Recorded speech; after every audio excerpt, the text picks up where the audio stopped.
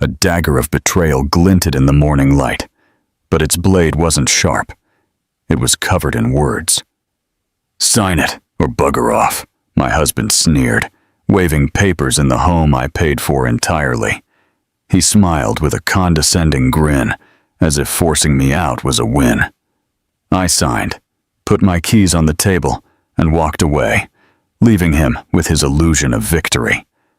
The next morning, the sharp cry of his elite lawyer ripped through the air at 7 a.m. "Do you have any idea what you just let her do?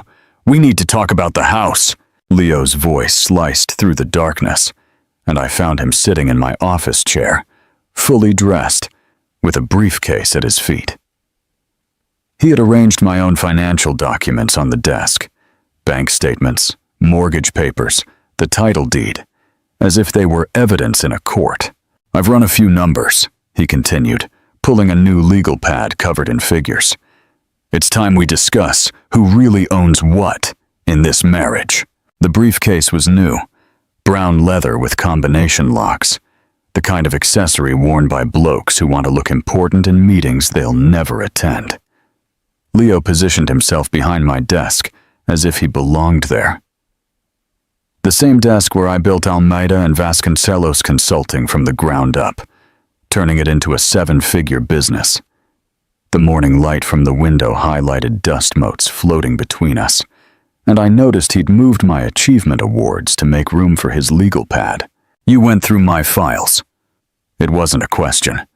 This was the locked cabinet where I kept original documents, multi-million-dollar contracts, and confidential client information that required NDAs just to discuss. "Our files," Leo corrected, tapping his pen on the pad. "Marriage is a partnership, Charlotte. 50-50. That's what my lawyer told me." Those words hung between us as I took in the man I'd married 4 years earlier.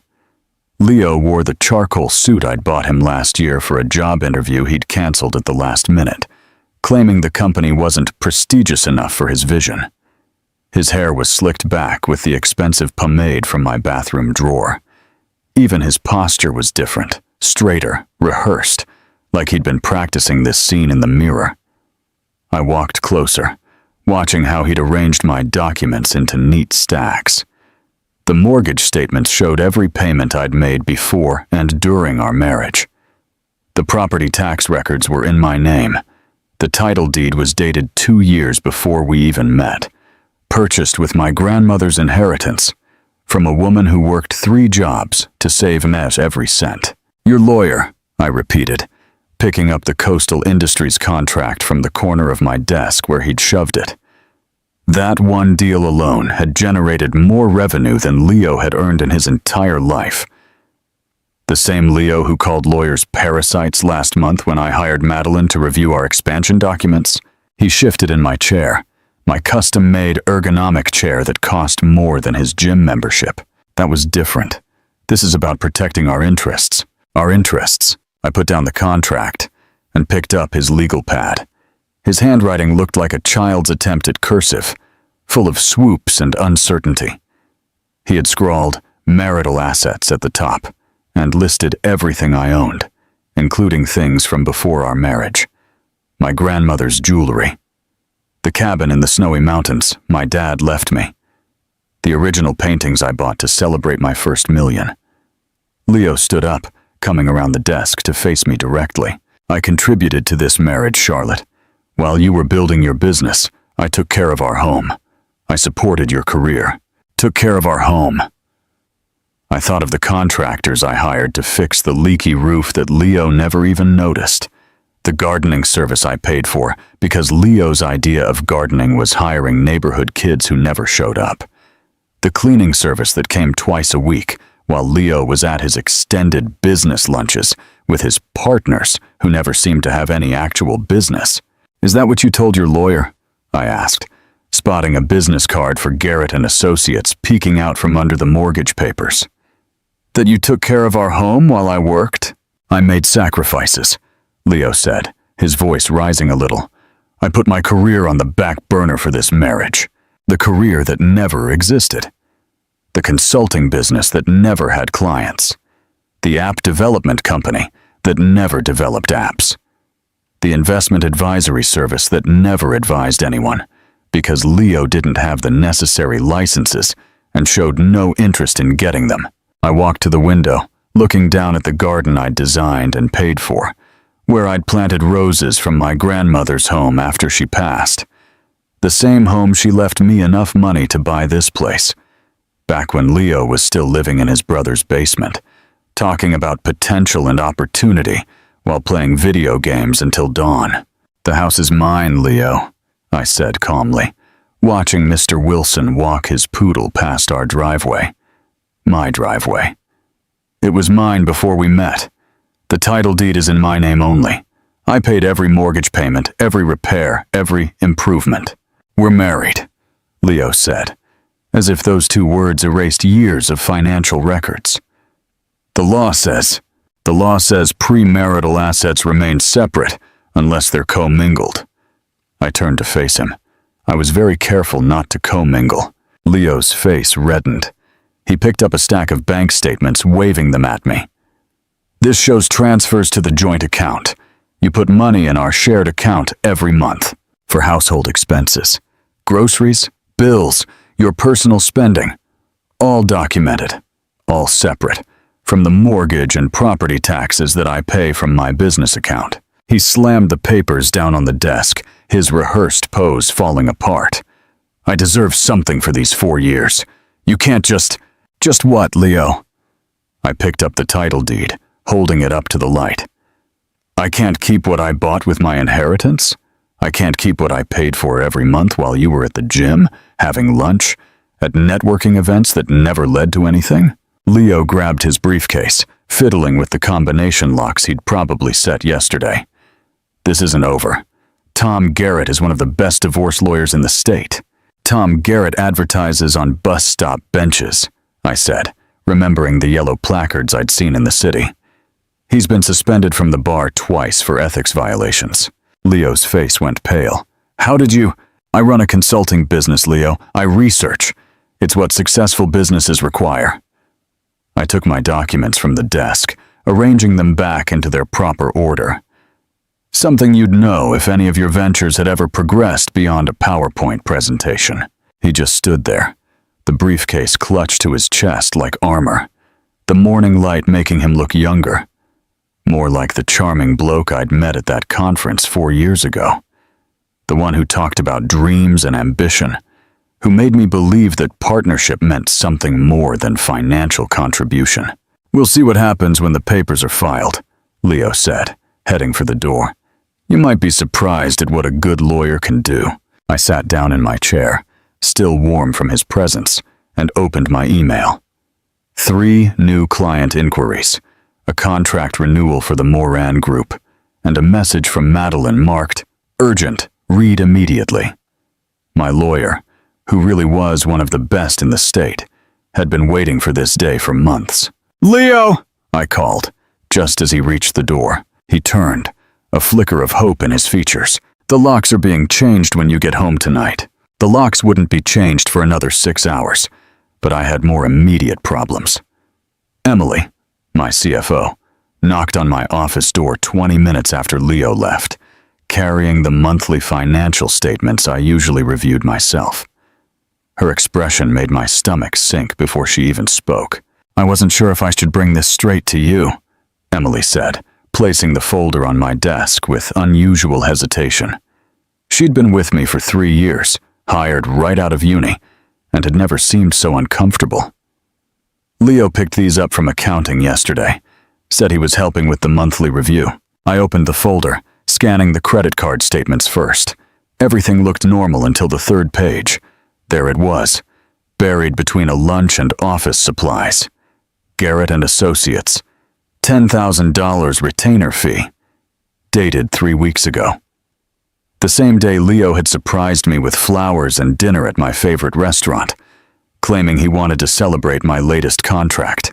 "Emily," I said, keeping my voice level despite the rage building in my chest. "Did Leo say anything when he picked these up?" She shifted, uncomfortable. "He mentioned something about getting a better handle on the business, said he wanted to be more involved in your success. She paused, then added quietly, "He also asked if I knew how corporate assets were handled in a partnership. I assumed he was referring to a business partnership, of course." Leo, who couldn't balance his own checking account, was suddenly developing an interest in corporate asset division.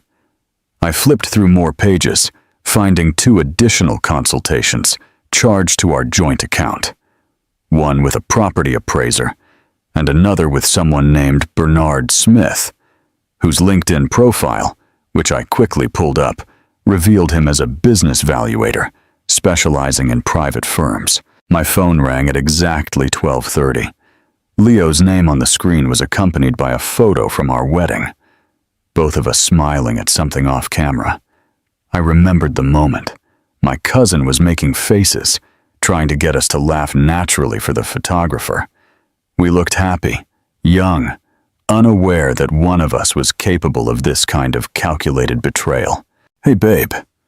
Leo's voice carried a strange energy, like he was reading from cue cards. "What time are you getting home tonight? I'm planning something special for dinner." Leo didn't cook. In 4 years of marriage, his culinary accomplishments included burnt toast and, occasionally, successfully reheating a takeaway meal. "Something special? We need to talk about our future," he said, and I could hear paper rustling in the background. "About making some changes that'll benefit both of us." The words sounded rehearsed, probably practiced in front of the bathroom mirror this morning after I'd left. I pictured him standing there, gesturing to his reflection, trying different inflections, until he found one that sounded authoritative rather than desperate. "I'll be home at 7, I lied, already mentally reorganizing my schedule. "Should I pick up a bottle of wine?" "No, I've got it sorted." Another new one. Leo sorting out anything beyond his gym schedule was remarkable. "Just bring yourself." After he hung up, I sat in my office feeling the weight of what was coming. The man who needed detailed instructions to operate our coffee machine was orchestrating something he thought was clever. The same person who forgot our anniversary twice was suddenly detail-oriented, enough to hire lawyers and appraisers without my knowledge. My phone rang again. This time, it was my mum, the number from Adelaide, bringing a different kind of dread. Mum never called during business hours, unless something was wrong. "Charlotte, love, I'm a bit confused about something," she began without preamble. "Leo rang this morning asking about your dad's cabin in the mountains. He wanted to know if the title was in your name or if it was still part of the estate." The cabin. 2 acres of untouched bushland that my dad left me when he passed 5 years ago. Leo had been there exactly once, complained about the lack of Wi-Fi all weekend, and swore he'd never go back. "What did you tell him?" "Nothing specific, but he was pushy. Said he was helping you organize the family assets for tax purposes." She paused, and I could hear her uncertainty. "Since when does Leo care about taxes? Last Christmas he didn't even know what a tax return was." "Mom, did he ask about anything else?" "Your grandmother's jewelry, if it had been formally appraised, if there was documentation." Her voice hardened. "Charlotte, that boy turned up to one family gathering in 4 years. Now he's ringing me about title deeds and appraisals." Leo had been at his brother's Bucks party during my dad's funeral. He'd missed my grandmother's 90th birthday because of a networking retreat that turned out to be a weekend of golf. He'd never shown any interest in my family, other than to ask if there were any trust funds he should know about. "Don't tell him anything else, Mom. If he rings again, send him to..." "Me already did. I told him my memory wasn't what it used to be." She gave a dry chuckle. "My memory's fine. I remember exactly what I think of blokes who plot their attacks while pretending to love you." After my mom hung up, I made my own call. Madeline answered on the second ring, her voice crisp and professional, even though I was calling her on her personal number. "Charlotte, I figured you'd be calling. You were expecting this? I've been waiting for it since Leo showed up at the Harrington Charity Gala last month, chatting up divorce lawyers during cocktails. Word gets around in legal circles. I thought about that night. Leo had disappeared for an hour, claiming he was networking. I was too focused on securing a donation for the women's shelter to pay attention to his whereabouts. Madeline's fingers flew over her keyboard as she spoke. Let me pull up your files. The AV Equity Fund, established 2 years before your marriage. The house titled exclusively to the fund. Your business incorporated as a separate entity with you as the sole owner. Your prenuptial assets, all documented and never commingled with marital funds. So I'm protected? Better than protected. You're bulletproof, legally speaking. She paused, and I could hear her smile over the phone. Leo can hire every lawyer from here to Adelaide. The documentation is airtight. Then why do I feel like I'm losing something? Madeline's voice softened slightly. Because you are. You're losing the illusion of who you thought you married. That's often a lot harder than losing money. What do you recommend? Let him play his hand. Document everything. Every conversation. Every financial transaction. Every meeting with his dodgy backyard lawyer. Her tone hardened again, back to business. Blokes like Leo always overplay their hand when they think they're winning. Their ego becomes evidence. I thought of Leo sitting in my office chair this morning, arranging my papers like props in his performance. The new briefcase, the rehearsed posture, the canned lines. He wasn't just planning a divorce, he was staging a takeover. Madeline, he's planning something for tonight. A dinner where we'll discuss our future. Then give him the performance he's expecting. Let him think you're completely clueless. The more confident he feels, the more mistakes he'll make. She paused. And Charlotte? Record everything. New South Wales law allows for one-party consent recording. Your phone in your pocket is perfectly legal. I hung up the phone feeling more steady, but somehow sadder. This morning, Leo was my disappointing husband. This afternoon, he was my opponent. By night, he'd reveal himself as something worse. A man who'd spent years sleeping next to me while he plotted his betrayal, practicing his lines in the mirror, convinced he could take everything I built because he saw me build it. I got home at exactly 7 o'clock, my phone recording in my jacket pocket. Its weight was a small comfort against what was to come. The house smelled strange, like soy sauce and something synthetic. Leo had ordered Chinese takeaway, but not from our usual spot. This was from the cheap joint near the highway, the one we'd tried once and swore never to go back to after finding a hair in the fried rice. He had set the dining room table with my grandmother's Wedgwood china, the delicate blue and white plates she'd brought from England in 1952. We'd used them exactly twice in 4 years, our first anniversary and the night my biggest client signed a 5-year contract extension. Leo had complained both times about having to hand wash them, saying it was pretentious to own plates you couldn't put in the dishwasher. Now he moved around my kitchen with an unfamiliar purpose, dishing out chicken chow mein and beef and broccoli onto china that had survived 2 world wars and 3 generations, only to be used as props in Leo's performance. He'd even lit candles, the expensive ones I saved for power outages, and dimmed the lights for what he probably thought was atmospheric, but actually made the room look like a funeral parlor. Sit down, he said, gesturing to my usual chair while he remained standing, a manila folder tucked under his arm. He'd changed suits, this one a navy blue, also purchased with my credit card during last year's failed job hunt.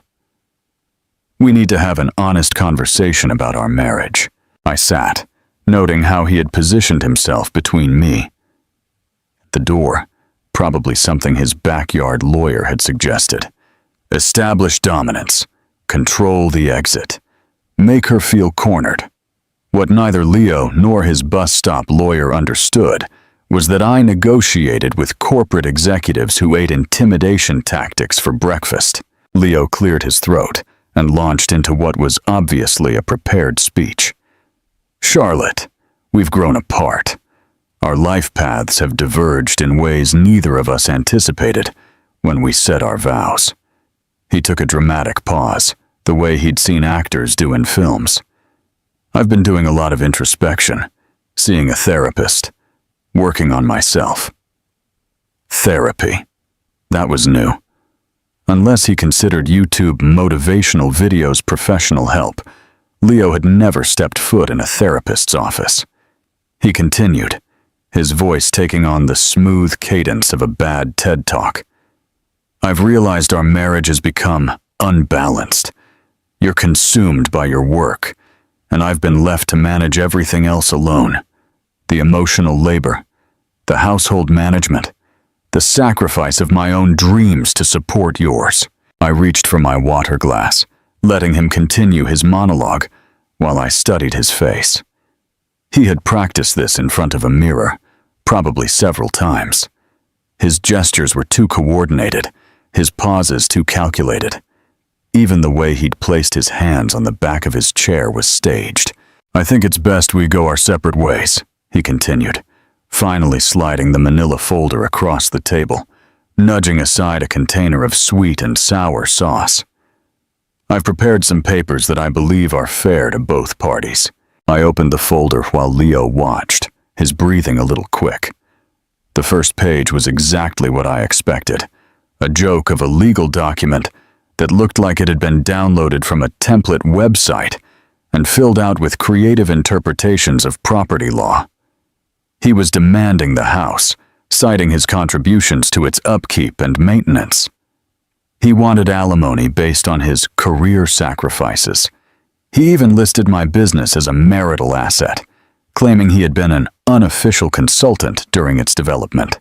You want half of Almeida and Vasconcelos, I said, not as a question, but as confirmation of his delusion. I was your sounding board on all the important decisions, Leo said, his confidence growing. I attended networking events. I supported your late nights.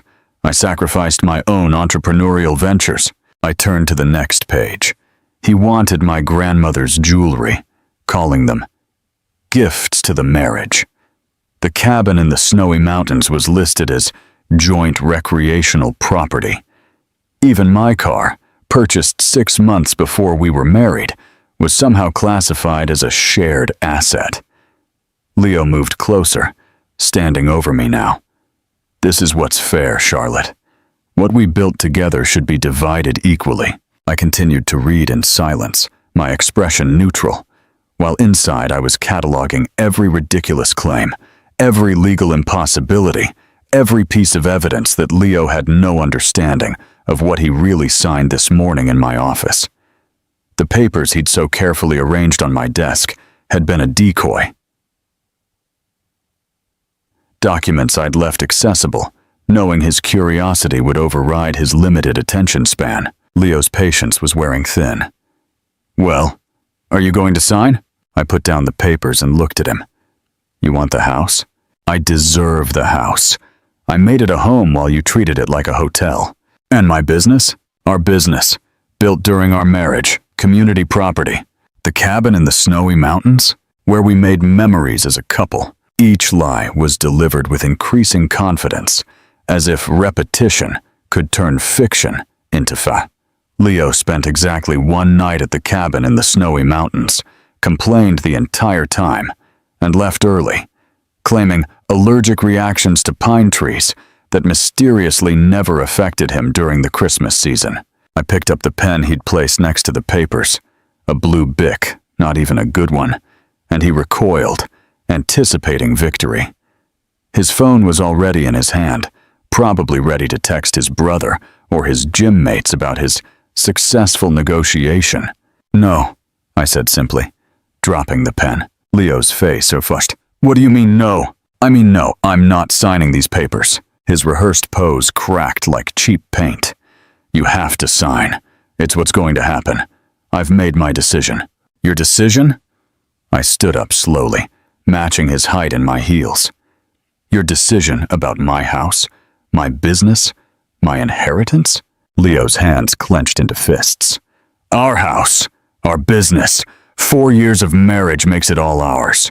That's not how property law works, Leo. He slammed his palm on the table hard enough to make the china rattle. Don't you dare give me a lecture on the law. My lawyer says. Your lawyer who advertises on bus stop benches? Leo's face went from red to purple. He leaned over the table, his voice dropping to what he probably thought was threatening. You're going to sign those papers, Charlotte. You can do this the easy way, or we can do it the hard way. The hard way. I almost smiled. What does that mean exactly? He straightened up, standing at his full height, and pointed at the door. Sign the papers or get out. This is my home now. I've established residency. I've contributed to its upkeep. Sign it or pack your bags and leave. The words hung in the air between us, exactly as Madeline had predicted. Leo had delivered his ultimatum exactly as his budget lawyer had probably coached him, without understanding that he had just committed several legal blunders in under 30 seconds.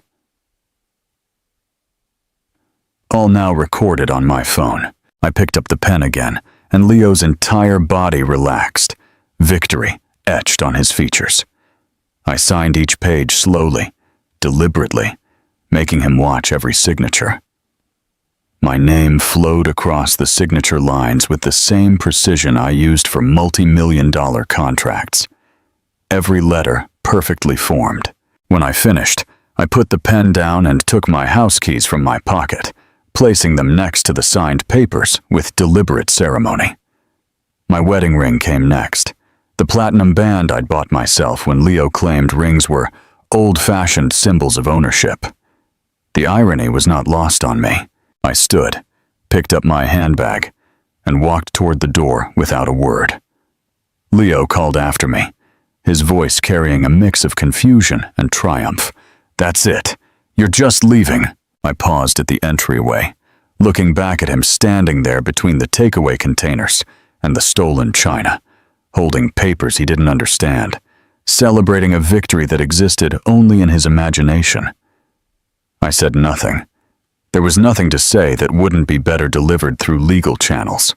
20 minutes later, I was in Madeline's conference room, the room usually reserved for depositions and settlement negotiations. She had stayed late, as promised, and had already set up everything we needed. Coffee in real cups, not the paper ones Leo always grabbed from petrol stations. Legal documents spread across the table in organized sections, each properly tabbed and labeled. Did he say it? Madeline asked, pulling up social media on her laptop. Word for word. Sign it or bugger off. He even pointed at the door for emphasis. Madeline's smile was sharp enough to cut glass. Perfect. Now, let's review what he's been posting while you were at dinner. Madeline's laptop screen glowed with Leo's latest Instagram post, sent just 45 minutes after I'd left the house. The photo showed him holding up a beer in my living room, surrounded by his gym mates, with the caption, "New chapter starts now. Sometimes you just have to remove toxic people to find your peace." Fresh start. My house. Leveling up, He's literally broadcasting the evidence, Madeline said, taking screenshots with methodical precision. Look at this one. She scrolled to another post where Leo had photographed my office, now transformed into what looked like a gaming paradise. 3 monitors arranged on my handmade desk, LED strips running along the walls I'd painted myself. His collection of action figures displayed where my achievement awards used to be. The caption read, "Finally turning this workspace into something productive. No more corporate prison vibes." My phone buzzed with a message from Lucy, my neighbor from 2 doors down. We weren't close, but we shared the kind of polite relationship that involved waving during morning runs and taking parcels for each other. Her message was brief. "Leo's having a real party. Just saw him giving about 10 blokes a tour.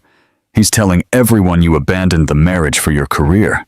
Thought you should know." Another message came immediately, this one with a video attachment. Lucy had filmed from her kitchen window, capturing Leo on the balcony with his brother and several blokes I recognized from his gym. His voice carried clearly across the quiet street. She chose spreadsheets over family. I gave her an ultimatum, and she just walked away. Can you believe it? 4 years of me supporting her ambition, and she couldn't even fight for us. I left my phone on the marble counter of the hotel suite bathroom. The Grand Hyatt wasn't cheap, but I needed a base of operations that felt controlled, professional, a place where I could think without the emotional weight of memories in every corner. The suite had a separate living room with a desk where I'd already set up my laptop, preparing for what was to come. Mark Evans' name appeared on my phone screen. My CFO rarely called after hours unless something required immediate attention. The transition is complete, Mark said without preamble. All company accounts have been restructured. Leo's access was terminated at 8:47 p.m.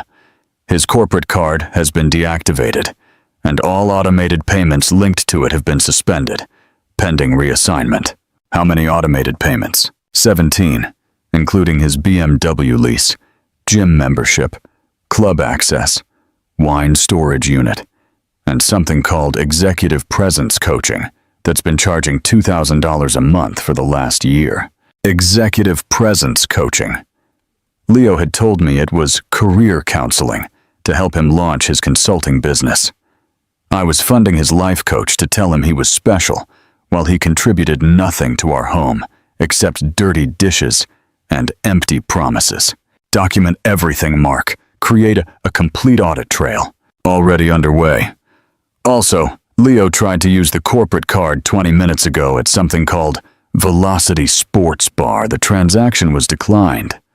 Of course, he tried to pay for his celebration party with my company card. The same card he'd been using for years to fund his lunches with potential business partners that never materialized into real ventures. My phone rang again. This time showing my sister Emma's face. A photo from last Christmas when she'd visited from Adelaide. Emma was 3 years younger, but decades wiser when it came to reading people. She never liked Leo, though she was polite enough to hide it during family gatherings. What kind of manipulative garbage is Leo trying to pull? Emma's voice was tight with anger. He just rang me, claiming you're having some kind of breakdown, that you've abandoned your marriage and need space to process your emotions. He actually suggested I should encourage you to get therapy for your work addiction. He rang you 20 minutes ago. Had the nerve to sound concerned, like he was the doting husband. Kept going on about how you chose your career over family, that he tried everything to save the marriage, but you were too focused on money to see what really mattered. I walked to the suite window, looking out at the city lights. Somewhere out there, Leo was celebrating in my house, telling his version of events to anyone who'd listen. The villain narrative he'd created, where I was the cold, calculating career woman who abandoned a loving husband. Emma, he's trying to control the narrative before what? Charlotte, what is actually happening? Because the Leo who rang me sounded coached, like he was reading a script. He used words Leo doesn't know. He mentioned emotional labor and relationship equity. Since when does Leo know those terms? Since his lawyer told him what to say. Emma's silence lasted several seconds. He's trying to get the house, isn't he? The house Grand's money bought. Among other things. That pathetic leech. 4 years of you paying for everything while he played at being a businessman, and now he wants to steal what you built. Her voice rose. Remember when Dad was in hospital? Where was Leo? Oh, that's right, on a crucial networking retreat that ended up being a golf weekend. I remember. 3 months Dad was sick, and Leo visited once. For 20 minutes, and now he's ringing me about family values. She paused, her voice softening. Do you need me to go get anything from the house? Important documents? Grand's jewelry? Anything he could damage or lay claim to? Not yet. Let him think he's won for now. Charlotte, I know you. You're planning something. I'm not planning anything. I'm just documenting reality while Leo creates his own fantasy. After Emma hung up, I opened my laptop and logged into our banking app. The joint account showed Leo's spending in real time, $60 at Velocity Sports Bar, declined. $40 at the bottle shop, declined. $20 at the pizza joint, declined. Each rejection was stamped with the date and time, creating a digital trail of Leo's celebration party falling apart. A message from Emily popped up. Leo rang the office asking for access to the company portal, claimed he needed to review partnership documents. Security flagged it as attempted unauthorized access. Partnership documents. Leo, who had never been a partner in anything except spending my money, was already trying to establish a claim to my business.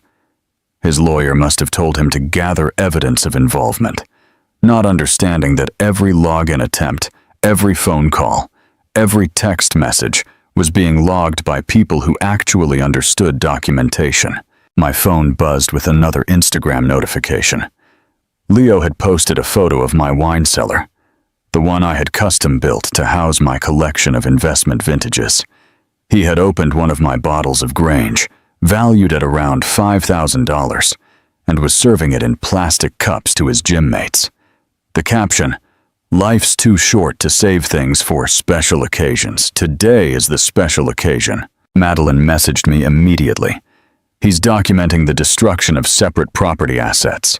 Keep recording everything." The silence of the hotel room felt strange after years of Leo's constant noise, his video games, his conference calls for businesses that never launched, his motivational podcasts played at volumes that suggested he thought success could be absorbed through sheer decibels. Here, in this temporary space, I could think clearly for the first time in months. Another message arrived, this one from the BMW dealership. "Mrs. Davies, we're attempting to contact Mr. Wilson regarding the lease payment for the car. The account on file has been declined. Please contact us at your earliest convenience." Leo's first stumble was beginning. Tomorrow, when he woke up hungover in my home, surrounded by empty bottles and the wreckage of his premature victory party, the calls would start. The gym asking about his membership, the club about his access card, the wine storage unit about its monthly fee. Each small failure would snowball into an avalanche of reality that no amount of Instagram filters could hide. I closed my laptop and got ready for bed in sheets that didn't smell of Leo's cologne or carry the weight of shared disappointments. Tomorrow would bring new developments, new evidence, and new blunders as Leo continued to celebrate a victory that existed only in his imagination. The morning arrived with a text message from Emily that made me sit bolt upright in the hotel bed. "Can we meet before the office opens? There's something I should have told you months ago." The timestamp was 5:47 a.m. Emily never texted before 7 unless something was seriously wrong. We met at a quiet coffee shop 3 blocks from my office, the kind of place where business was discussed in whispers and no one looked up from their laptops. Emily was already there, nervously shredding a napkin into tiny pieces, her usual composure completely absent. 3 months ago, during the Pyres Industries conference, she began without preamble. "I saw Leo at the Grand Hyatt downtown. You were giving your keynote, and I'd stepped out to handle that emergency with the Adelaide contract." She paused, forcing herself to meet my gaze. "He was with someone, a woman, 20s, blonde, very fit." 3 months ago, Leo had told me he couldn't attend the conference because of a stomach bug. I gave my presentation to 300 industry leaders, while my husband was at a hotel 6 blocks away. "I convinced myself it was a client meeting," Emily continued. "Leo always talked about his business ventures, so I thought maybe he'd finally found an investor or a partner." She pulled up her phone, scrolling through Instagram with practiced efficiency. Then last week I saw this. The screen showed a woman's profile, Jessica Cooper, personal trainer and fitness influencer. In her recent posts, Jessica was wearing my diamond tennis bracelet, the one Leo claimed had been sent out for cleaning 2 months ago. Another photo showed her with my Cartier watch, a birthday gift that was supposedly lost during our last holiday. My grandmother's pearl necklace adorned her neck in a gym selfie. "These are all your pieces, aren't they?" Emily asked calmly. "I recognize them from company events." The pearls were my grandfather's wedding gift to my grandmother in 1951. Leo had told me they were at the jeweler's to be restructured. The watch had mysteriously gone missing from our dresser. The tennis bracelet had supposedly fallen off during one of Leo's golf outings, and he'd filed a half-hearted insurance claim that I never followed up on because I trusted my husband. Madeline rang while I was still looking at Jessica's Instagram. "My forensic accountant has found something interesting. Leo opened a separate account 4 months ago at a different bank branch, using your home address, but only his name. Almost $200,000 in deposits over 4 months. Cash deposits structured to avoid reporting requirements. Classic concealment tactics." Papers rustled in the background. "The timing corresponds with items going missing from your inventory. Your grandmother's silver tea set, your dad's signed first edition books, several pieces from your storage unit." My dad's books. The complete collection he built over 40 years. Each volume carefully selected and preserved. Leo had said the storage unit had been reorganized for temperature control, that everything was safer in new containers, that I never had time to inspect. "He's been liquidating assets for months," Madeline continued, "building a getaway fund while you paid for everything. The mortgage, bills, car insurance, food, his gym membership. You were funding his lifestyle while he was robbing you to finance his exit." After ending the call, I drove to my house, not to confront Leo, but to speak with Mrs. Chin next door. She answered immediately, as if she'd been waiting for me. Mrs. Chin was 73, sharp as a legal document, and had lived next door since before I bought the place. She never liked Leo, calling him that loud young man whenever his music disrupted her afternoon tea. "I have something to show you," she said, leading me into her dining room, where a laptop was open on her polished mahogany table. "My grandson put in these doorbell cameras after those parcel thefts last year. They record everything." The footage started to play. Date and time. 2 weeks ago, 2:47 p.m. Leo's BMW pulling into our driveway. Leo getting out, coming around to open the passenger door for Jessica. They were laughing, his hand on her back as he guided her to our front door. The casual intimacy of people who'd done this many times before. "There's more," Mrs. Chin said, clicking on another file. "This is from last month. Jessica arriving alone with her own key, my house key, walking in like she owned the place while I was at a client meeting in Adelaide." The timestamp showed she stayed for 3 hours. Another video showed them loading boxes from the house into Leo's car. My boxes, my belongings, my life being stolen piece by piece while I worked 14-hour days to pay for the roof over their heads. "I should have said something sooner," Mrs. Chin apologized, but I wasn't sure it was my place to interfere in a couple's business. Back at the hotel, Madeline had gathered more information on Tom Garrett, Leo's lawyer. The research painted a picture of stunning incompetence wrapped in flashy marketing. 2 suspensions from the bar for ethics violations, 1 for mishandling client funds, and another for filing frivolous lawsuits. His website promised aggressive representation for men's rights and featured testimonials that Madeline's investigator discovered were fabricated. "He advertises on Facebook and Gumtree," Madeline said, barely disguising her professional disdain. "His success rate is 12%. Most of his cases end unfavorably or are thrown out." Leo found him through a sponsored post that promised David versus Goliath legal victories. The irony was perfect. Leo, convinced of his own genius, had hired a lawyer whose incompetence was documented in public records. He had chosen flash over substance, marketing over merit, the same way he'd approached everything in our marriage. Mark Evans rang with another update on Leo's financial situation. The executive presence coaching had been canceled for non-payment. His wine storage unit was sending default notices. The club had suspended his membership pending payment of outstanding fees. Every domino was falling exactly as predicted, Leo's carefully constructed image crumbling one declined transaction at a time. Jessica had posted another photo that night, wearing my grandmother's emerald ring at a restaurant I recognized as the spot where Leo had proposed 4 years ago. The caption read, "When you know, hashtag new beginnings, hashtag upgraded, hashtag approved." Right.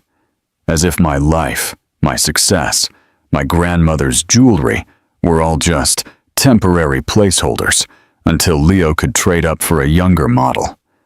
The investigation was revealing more than just financial fraud and adultery. It was exposing the systematic planning of a man who saw our marriage as a business opportunity from day one, staying just long enough to position himself for what he thought was a lucrative exit. Madeline and I arrived at her office at 8 a.m., earlier than usual, because she wanted to review the trust fund documentation one more time before the inevitable phone call began. The morning sun streamed in through her corner office windows, illuminating the stacks of papers that represented 4 years of my marriage reduced to asset lists and legal precedents. At exactly 8:47 a.m., my phone lit up with notifications from the BMW dealership's automated system. Leo's car had been repossessed from my driveway 30 minutes earlier. The tow truck driver had left a notice on the front door explaining that the leaseholder should contact the financial services department immediately. Leo, who rarely woke up before 11, would discover this in a few hours when he stumbled outside, expecting to find his prized status symbol in the garage. Emily forwarded me an email that had bounced back from Leo's business email address, the one I set up for him 2 years ago, which was now a dead account. His phone would be next, as soon as he realized the device in his hand was suddenly just an expensive paperweight without mobile service. At 9:15 a.m., Lucy sent me a photo from her living room window. Leo was in my driveway in his pajamas, staring at the empty space where his BMW should be, holding the repossession notice as if it were written in a foreign language. Even from a distance, I could see his confusion turning to panic as he tried to ring someone, anyone, only to discover his phone had no service. Madeline's paralegal knocked and entered, carrying a fresh cup of coffee and sporting an expression of barely disguised amusement. Mr. Wilson just tried to use the coffee machine in the house. The Smart Plug app shows 5 failed attempts to activate it remotely. He also tried the television, the sound system, and the automated blinds. Everything was disconnected from his access. The smart home system I'd installed last year was all connected to my account, all controlled by my phone. Leo had scoffed at it as unnecessary tech, but he'd certainly enjoyed using voice commands to adjust the temperature and lighting. Now he was trapped in a house that no longer recognized him as an authorized user. At 9:42 a.m., Jessica Cooper updated her Instagram story. She was at brunch with someone new, a bloke whose Rolex was visible in the frame as he poured champagne. The caption read, "When the universe removes toxic people for you, lest upgrading new energy." Leo had been tagged in the post initially, but the tag was removed within minutes. She'd already moved on to her next target. Mark Evans rang with an update on Leo's morning transactions. He tried to buy coffee at his usual spot, declined. Tried to fill up at 3 different petrol stations, all declined. He even tried to use the Apple Pay linked to the corporate account. That was shut down at midnight. Mark paused, and I could hear him typing. He's currently at an ATM, attempting to access the joint account. It's showing a balance of 0 as of this morning's transfer. Leo's entire financial ecosystem had collapsed overnight. Every card, Every account, every automated payment that had sustained his lifestyle for 4 years had been systematically terminated. The man who'd spent the previous night celebrating his victory was discovering that his empire was built on someone else's foundation. At 10:03 a.m., Tom Garrett's name appeared on Madeline's phone screen. She put him on speakerphone, and we could immediately hear the panic in his voice before he even spoke. Papers were rustling frantically in the background, and someone was typing quickly on a keyboard. "Ms. Madeline, I need some clarification on some documentation that's just come to my attention," Garrett began, his voice noticeably higher than during yesterday's confident threats. "The AV equity fund you mentioned. My client was under the impression that the property was a marital asset. Your client signed documents acknowledging that the property was owned by the fund," Madeline replied, her tone professionally neutral, while her eyes gleamed with satisfaction. "His signature appears on 7 different pages, stating his understanding of the ownership structure. But he didn't. I mean, there may have been some confusion about the implications of those signatures." "Confusion?" Madeline pulled up the documents on her screen. "Mr. Wilson signed a separation agreement, demanding sole and exclusive rights to a property he knew was owned by my client's fund. That is a fraudulent document, Mr. Garrett. I'm sure someone who advertises themselves as a specialist in property division would recognize the gravity of that." The typing in the background stopped. We could hear Garrett's breathing quicken as he processed the implications. More papers were shuffled, and then a muffled conversation as Garrett apparently covered the phone to speak with someone else in his office. "I need to review this with my client," Garrett said when he returned, his voice tight. "There appears to be a misunderstanding about the nature of the property's ownership."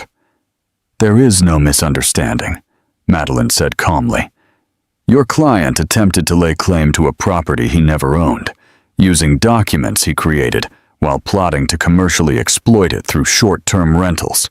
We have his social media posts, his rental listings, and his signed acknowledgement that he understood the ownership structure. Would you like me to forward the evidence file?" Another pause, longer this time. Then, Garrett's voice, barely controlled, speaking to someone in his office but clearly audible through the phone. "Get Leo Wilson on the phone immediately." We heard the speakerphone being turned on in Garrett's office, and then Leo's voice, panicked and angry. "Tom, what is happening? My car's gone. My cards don't work. I can't even make a bloody coffee in my own house." "It's not your house," Garrett said flatly. "It was never your house." "What are you talking about? I have the separation agreement." She signed it. Garrett's composure finally broke completely. His voice rose to a near shout, forgetting Madeline and I were still on the line. "Do you have any idea what you just let her do? You signed documents claiming ownership of a property held in a trust established before your marriage. You committed fraud, Leo. Document fraud. She didn't give you anything. You gave her evidence to bury you." The silence that followed was absolute. We could hear Leo breathing on the speakerphone, fast and shallow, as reality finally penetrated his delusions. Madeline unmuted our phone. "Mr. Garrett, we are prepared to give your client 72 hours to vacate, provided he does not damage any property or remove items that don't belong to him. After that, we'll proceed with formal eviction and criminal charges of fraud." Garrett's panicked voice still echoed through Madeline's office as we heard Leo in the background yelling something about squatters' rights and residential tenancy laws. The call ended abruptly, with Garrett saying he needed to review case precedents immediately. Madeline closed her laptop with a snap of satisfaction and looked at me across her mahogany desk. "The eviction notice will be served tomorrow morning at 7, she said, pulling up the police portal on her screen. "Detective Constable Moran has already been briefed on the situation. He's handled dozens of these cases where someone claims possession with no legal basis." The next morning, I watched from my hotel room window as the sun painted the city in shades of gold and amber. At precisely 7 a.m., my phone buzzed with a message from Lucy, my observant neighbor. She attached a video of Constable Moran walking up my driveway in his uniform, carrying official documents that would formally begin the removal of Leo from my property. 20 minutes later, my phone rang. Leo's number appeared on the screen, calling from a landline, since his mobile service had been terminated. I answered on the third ring, keeping my voice neutral and professional. "Charlotte, we need to talk about this situation," Leo began, his voice lacking its usual manufactured confidence. "This has all gotten out of hand. Maybe we should sit down and discuss this like adults." "We did, Leo. You presented me with separation papers demanding my house, my business, and my inherited assets. I signed exactly what you asked me to sign. That was just a negotiation tactic. You know how lawyers are. They always start high." His voice cracked slightly, the desperation beginning to show. "We could resolve this ourselves. Maybe try counseling. Remember how good things were in the beginning." The beginning. When Leo presented himself as an ambitious entrepreneur, temporarily between ventures. A bloke who just needed the right partner to reach his potential. I mistook his confidence for competence, his dreams for plans, his promises for potential. "Leo, the AV Equity Fund was established 2 years before we met. Every mortgage payment came from my business account. You signed documents acknowledging that you understood the ownership structure. There's nothing to resolve." His tone shifted from conciliatory to aggressive in seconds. "You set me up. You knew what you were doing all along. This whole marriage was just a business arrangement to you." "The marriage was real, Leo. Your contribution to it wasn't. For years, you never paid a single household bill, never contributed to the mortgage, never even bought groceries, unless it was with my credit card. I supported you emotionally. I took care of our home. I sacrificed my career." His voice rose to a near shriek, the same rehearsed lines his lawyer had probably given him. "You played video games while I worked 14-hour days. You went to the gym while I was negotiating multi-million-dollar contracts. You had affairs while I was at conferences earning the money you were spending." I kept my voice firm, factual, without emotional inflection. "You didn't sacrifice anything because you never had anything to sacrifice." The silence stretched for several seconds before Leo's voice came back, smaller now, almost pleading. "Where am I supposed to go? I have no money. My car's repossessed. You've destroyed my life. Your brother is coming with a removal truck this afternoon. You have 72 hours to remove your personal belongings. Anything you actually own, not anything purchased with my money or claimed as mine." Leo's brother, Daniel, arrived at 2 p.m. with a removal truck that looked too big for what Leo actually owned. I watched through Mrs. Chin's security camera as Daniel helped Leo load his belongings. The gaming chair he bought with last year's consulting bonus, which was actually my quarterly dividend. The gym equipment purchased during his fitness influencer phase, financed by my annual bonus. The vision boards he created during his life coach certification, a program I paid for that he never completed. Lucy sent me updates throughout the afternoon. "They're arguing about the television," she messaged. "Leo insists it's his. Daniel just showed him the receipt on your credit card statement." Another message 20 minutes later showed Leo standing in the driveway, gesturing wildly at neighbors who pretended to check their mail or water their already sodden gardens. Mrs. Chin had positioned herself on her veranda with a cup of tea, watching the proceedings with a keen interest. Mr. Wilson walked his poodle past the house 3 times, each lap a little slower than the last. Leo tried to take the exercise bike, arguing he was the only one who used it. Daniel had to physically stop him, pointing out that the credit card statement showed it was bought with my company card. The wine fridge became another point of contention until Daniel pulled up the purchase history on his phone, proving it predated Leo's arrival in my life. By 4 p.m., the truck contained a pathetically small collection of items. Leo's clothes, most of which I'd bought, but wasn't interested in fighting over. His collection of self-help books and business guides, none of which ever translated into real business activity. The awards and certificates from his various online courses, monuments to potential that never materialized into productivity. Madeline rang while they were loading the last boxes. "I have the full forensic accounting report. Do you want to know the total?" "Tell me." Over 4 years, Leo Wilson contributed exactly $0 to household expenses. He spent $1.8 million of your money on what he categorized as business development, networking, and professional advancement. She paused, and I could hear her flipping pages.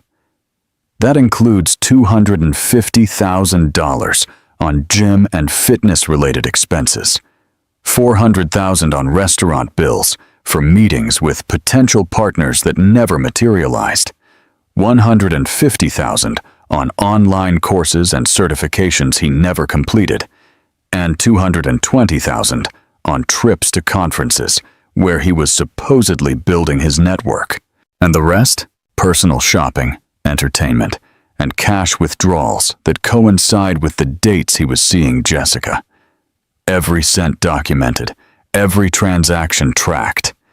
If he tries to claim any financial interest in your assets, this report will demonstrate that he was essentially a dependent who contributed nothing while bleeding the couple's resources dry. I thought about all those nights I came home exhausted from client meetings to find Leo on the couch, plotting his next great venture while I paid for his dreams and delusions. $1.8 million in 4 years. That money could have funded a scholarship program, supported a women's shelter, or helped genuinely struggling entrepreneurs launch real businesses. Daniel banged on several other doors as the afternoon wore on, apparently looking for boxes or tape or bubble wrap.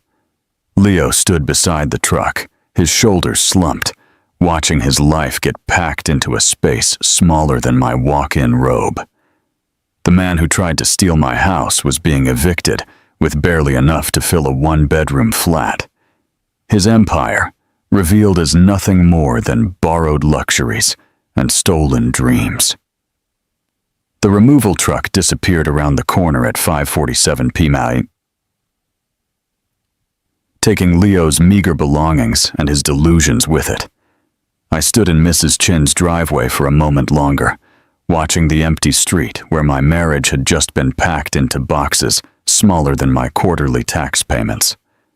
Then I walked back into my house with the locksmith I'd scheduled for 6 o'clock sharp. Robbie from Sydney Security Systems had already done work on the property before, installing the smart locks 2 years ago that Leo never learned how to properly program. He worked methodically, replacing every lock, reprogramming every code, his professional silence a comfort after days of legal battles and emotional confrontations. The new deadbolt on the front door clicked into place with a sound that felt like punctuation at the end of a very long sentence. "All done, Mrs. Davies," Robbie said, handing me a set of keys that gleamed under the porch light. "The smart home system's been completely reset. Only your biometrics and your phone will have access now." I walked into my home, truly my home, for the first time in days. The space felt different immediately, as if it had been holding its breath for 4 years and could finally exhale. Leo had always kept the blinds closed, claiming sunlight gave him headaches, when in reality, he just preferred the cave-like atmosphere for his gaming marathons. I went through each room, opening the curtains, raising the blinds, letting the late afternoon light flood spaces that had been wrapped in his manufactured darkness. The living room windows revealed the garden I planted, but rarely enjoyed. Always too tired from work, while Leo complained that the outdoor furniture wasn't comfortable enough for his afternoon naps. The kitchen felt bigger somehow without his protein powder containers, cluttering every surface. His collection of energy drinks that left marks on my grandmother's wooden table. I opened the windows that had been closed since winter, letting the fresh air replace the mix of his cologne and whatever supplement he was taking for his latest fitness transformation. The Limp Express cleaning crew arrived the next morning for a deep clean. Not because the house was dirty in the conventional sense, but because I needed every trace of Leo's presence professionally erased.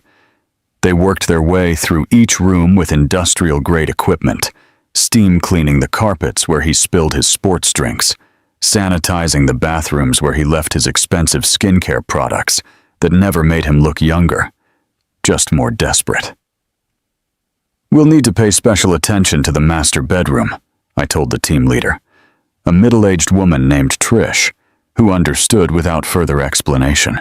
She'd probably seen enough divorce cleans to recognize the particular type of sanitization that had nothing to do with germs and everything to do with reclaiming a space from someone who had contaminated it with betrayal. While they worked, I drove to the storage unit where I'd kept my dad's books and my grandmother's china that Leo had deemed too cluttered for our minimalist aesthetic. His term for empty space was too lazy to decorate. Box by box, I brought back the pieces of my life I'd hidden to make room for his ego. The collected works of Patrick White that Leo called depressing. The Victorian writing desk where my grandmother wrote her letters, which Leo said ruined the modern flow of the living room. The transformation of my office took 3 days. Where Leo's vision boards had covered the walls, I hung back up my achievement awards. The Partner of the Year plaque from Mistress Industries. The Excellence in Innovation certificate from the State Business Council. The first dollar of Almeida and Vasconcelos Consulting, earned not from dreams, but from the hard work that Leo never understood. His garage gym equipment had already been removed, leaving a vast empty space that echoed with possibility. In a week, contractors turned it into the library I'd always wanted. Floor-to-ceiling bookshelves filled with the collection Leo scoffed at as pretentious. Hardback editions he called a waste. First editions he'd tried to sell behind my back. A reading armchair positioned perfectly to catch the morning light. The room smelled of wood polish and old paper, not rubber mats and his perpetual stench of gym socks. My sister Emma flew in from Adelaide to help with the finishing touches, bringing a bottle of champagne she'd been saving since our dad passed away. "For when you finally came to your senses," she said, popping the cork in my newly reclaimed kitchen. We drank from my grandmother's crystal glasses, the same ones Leo wanted to sell, because nobody uses crystal anymore. The truth about Leo's eviction spread through professional networks without me saying a word. Emily mentioned that Mistress Industries was asking about the sudden change in my emergency contact information. Lucy's husband worked at the same golf club where Leo spent countless afternoons networking, and the news spread quickly about the revocation of his membership. Even the owner of Leo's favorite restaurant got in touch, carefully asking if the corporate account was still active for client dinners. It was, just not with Leo's authorization. Jessica Cooper posted an cryptic story on Instagram about learning to spot red flags, and when someone can't even pay for a coffee. She blocked Leo publicly, making sure mutual connections saw her disdain for him. His carefully cultivated image as a successful businessman crumbled faster than his legal case. LinkedIn showed he'd viewed my profile 17 times in 1 week, but his own profile disappeared after his post about new chapters and new opportunities was screen-grabbed and shared in private group chats with crying and laughing emojis. 6 months later, on a warm September evening, I hosted my first dinner party since reclaiming my home. Madeline arrived early with her wife, bringing a wine that cost more than Leo's gym membership. Emily came with her husband, carrying a homemade lasagna on the platter that Leo had banished from our kitchen because carbohydrates didn't align with his fitness goals. Mrs. Chin brought her famous spring rolls, the same ones Leo had called too ethnic for my palate. We gathered around my dining table, the same one Leo wanted to replace with something More modern, less meaningful. Candlelight reflected in my grandmother's china. The plates he'd used as props for his final performance now serving their real purpose, to bring people together. The conversation flowed naturally, punctuated by genuine laughter, not the forced networking chuckles that Leo had practiced in the mirror. Madeline raised her glass as we finished dessert, a chocolate souffle I made myself in my reclaimed kitchen. "To Charlotte," she said, "who proved that the best revenge isn't destroying someone who harmed you. It's simply protecting what was always yours and letting them self-destruct." The toast echoed through my home, my real home, where every room now held my choices, my memories, my future. Leo wanted to steal everything with empty papers and rehearsed speeches. Instead, he learned what happens when performance meets preparation, when pretension collides with patience, when someone who thinks they're taking everything discovers they never had anything to take. If this story of calculated revenge had you on the edge of your seat, smash that like button right now. My favorite part was when Leo's lawyer yelled, "Do you have any idea what you just let her do?" after realizing his client had signed everything away for a house he never owned. What was your favorite moment? Drop it in the comments below. Don't miss more thrilling stories like this. Subscribe and hit that notification bell so you never miss an upload.